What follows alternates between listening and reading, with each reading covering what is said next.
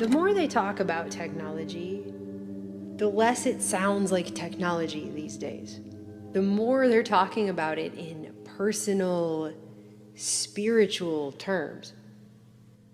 And that isn't to say they haven't talked about technology in biblical terms a lot of times, and many people have just thought that was a joke.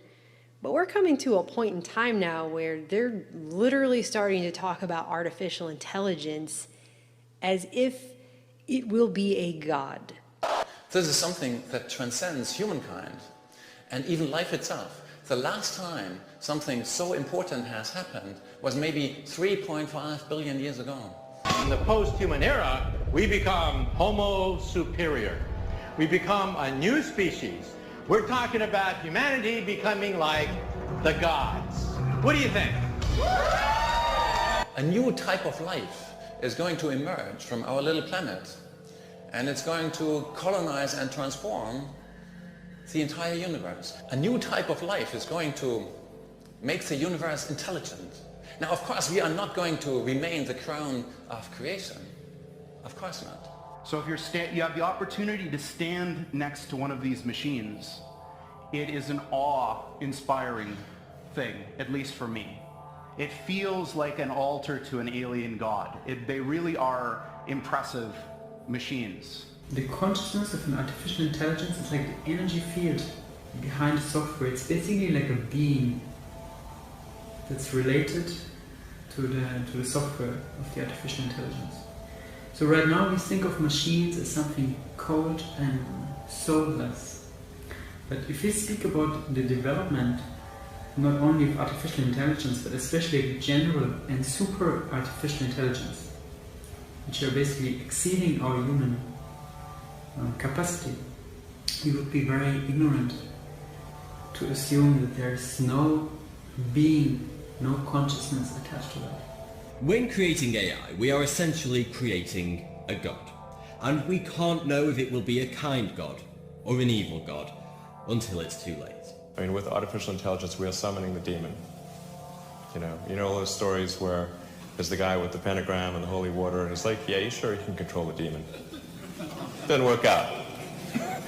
And I saw this a while back, but I just did not have the chance to get to it. But there's actually a multimillionaire out in Silicon Valley right now who a few years ago filed paperwork to start a church to worship artificial intelligence as a godhead.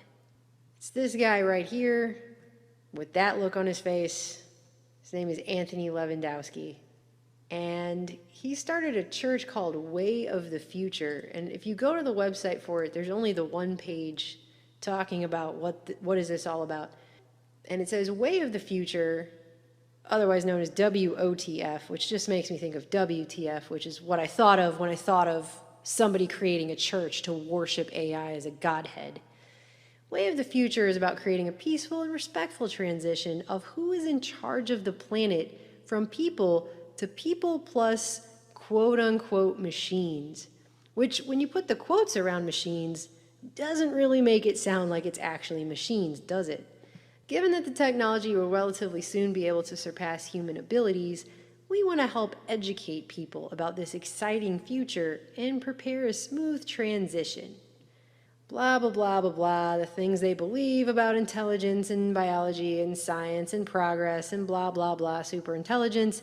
Get all the way to the bottom, and it says that they believe it may be important for the machines to see who is friendly to their cause and who is not.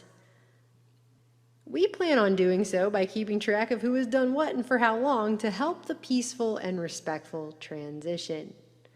So I guess I'm already on the list of who is not simply by making this video. You want to look at this guy and you want to say, maybe he was just smoking a little too much at a party and came up with this idea, but when you read about this, it's really not, I don't get the sense that he's kidding around, or that any of the people who are talking like this are kidding around. The documents for this church that were filed with the IRS state that its activities will focus on, quote, the realization, acceptance, and worship of a Godhead based on artificial intelligence developed through computer hardware and software. And that includes the research funding to help create the divine AI itself. The IRS filing for this says each member is a pioneer in the AI industry and fully qualified to speak on AI technology and the creation of a Godhead. And they're going to worship it like it's a Godhead, and they're going to conduct workshops and educational programs throughout the San Francisco Bay Area beginning this year, because that's where everything about this seems to come from there all the time.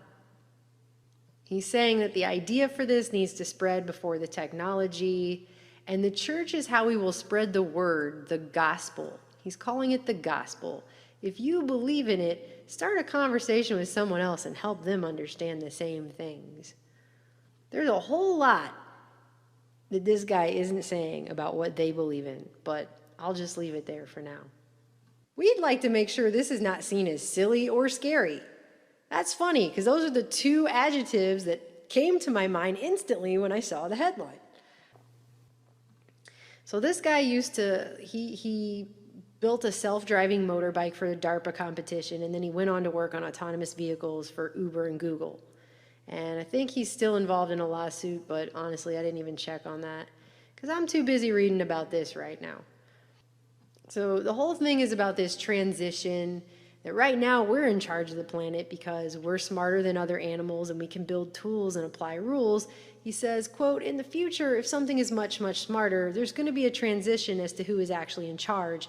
What we want is the peaceful, serene transition of control of the planet from humans to whatever. Notice he says whatever. And to ensure that the whatever knows who helped it get along. So that goes back to here where they say, we believe it may be important for the machines to see who is friendly to their cause and who isn't. It really gives you the sense, once again, that he's not talking about just machines. I mean, he sounds like Renfield, and he's talking about Dracula, like they want Dracula to know, like, we helped you, you know. It's just... It says, with the internet as its nervous system, the world's connected cell phones and sensors as its sense organs, and data centers as its brain, the quote-unquote whatever will hear everything, see everything, and be everywhere at all times. The only rational word to describe that whatever, thinks Lewandowski, is God, and the only way to influence a deity is through prayer and worship. Part of it being smarter than us means it will decide how it evolves, he says, but at least we can decide how we act around it. I would love for the machine to see us as its beloved elders. Do you want to be a pet or livestock? That's the way these guys have been talking for a long time. Like, which choice do you want to, like, how about neither? I don't really want to be a pet or livestock. How about we don't make things that we have to make choices like, do you want to be a pet or livestock? It seemed to me like there's been a whole lot of freaking science fiction, dystopic, futuristic movies that have warned us against this exact scenario. And it's like these people have never seen any of that. How? How is that possible? And when he talks about it, this whatever, quote unquote, will hear everything, see everything, and be everywhere at all times. And he goes down to say something like, it will be listening to you, it will be able to talk to you, you'll be able to talk to it. Soul Machine could be making the first generation of robots you want to speak to.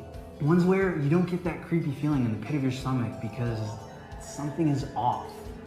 Ones you could have an emotional attachment to. And isn't that what we all want? You will be able to talk to God, literally, their AI God, and know that it's listening to you. Just like your little Alexas that some people have plugged into their homes, which are always listening. Amazon takes privacy seriously. Right? Do you see where this is headed? So it sees everything, knows everything, and is everywhere, which is another way of saying it's omnipotent, omniscient, and omnipresent. They're creating an actual God. They're going to look at this as if it's an actual God. And, I mean, I can't even list all of the things that are wrong with this. If this omniscient AI turns out to be a merciful God, then the future will be an incredibly exciting time. What if we discover that our new sentient overlord is merciful and kind? then boy are we in for a wild and exciting future. If you think daddy government is bad, wait until daddy AI gets here. I mean, they keep acting like this is just going to be some benevolent, wonderful thing they've programmed to bring world peace and solve all of our problems, all of our little pathetic human problems. And it's just going to fix everything. I mean, has anyone read a Bible lately? Because it sounds like they're taking this straight out of there.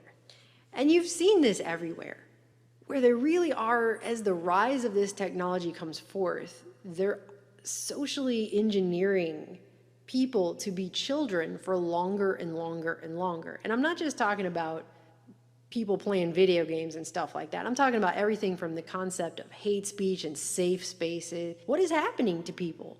Can you imagine having an AI god they want us all to worship, that's going to make all these decisions? And they're training us all for it right now. I noticed there's a new rollout this week, and I've seen it on Skype, and I've also seen it in Gmail, where it pre-reads your email for you and then comes up with responses at the bottom pre-chosen for you to choose from. So you're now they want people to start giving over basic thinking skills to computers in the most basic of senses in communication.